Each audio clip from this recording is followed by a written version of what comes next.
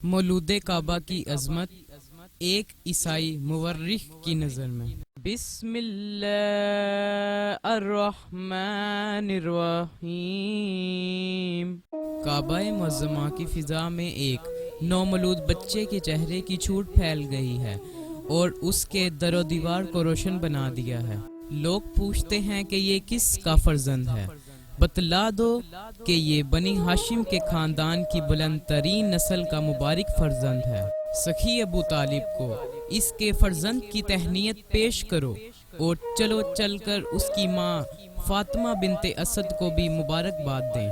وہ شیر خوار بچہ جس نے پہلی ہی بار بیت اللہ کو اپنے نور سے جگمگا دیا، اس کی عز و رفت کا کوئی عزت مقابر نہیں کر سکتا۔ بچہ زمین پر مسکراتا ہوا پیدا ہوا اور کسی خوف و خطر نہ ہونے کے سبب ایک مرتبہ بھی رونے کی آواز بلند نہ ہوئی۔ وہ عورتیں جو ارد گرد جمع تھیں ان پر ایک متجسانہ نظر ڈالی، جیسے کوئی باطنی اسرار کو دریافت کرنا چاہتا ہے۔ ادھر وہ سب کی سب اس نومولود کی جسمانی بناوٹ میں محو ہو گئی تھیں جس میں ان کو شیر نظر آ رہا تھا۔ پاک ہے وہ ذات جس نے اس جسم کی صورت گری کی ہے۔ سب ایک مرتبہ بول اٹھیں کہ فاطمہ بنت اسد کے یہاں تو شیر پیدا ہوا ہے۔ یہ یقیناً اپنی قوم سے تمام ظلم و ستم کو دور کر کے ان کی حمایت و تائید کرنے والا ہے۔ فاطمہ بنت اسد کو ان کی بات پسند آئی اور خوش ہو کر کہنے لگیں کہ میرے باپ کا نام بھی تو اسد تھا، پھر میں بھی اس بچے کا نام اسد ہی رکھوں گی۔ تھوڑی دیر میں ابو طالب آ گئے اور اپنی زوجہ اور فرزند کے قریب آ کر ان سے شیریں گفتاری کے ساتھ باتیں کرنے لگے اور بچے کی طرف مڑ کر غور سے اس کے محاسن فطرت کے دش پہلوؤں پر نگاہ ڈالنے لگے۔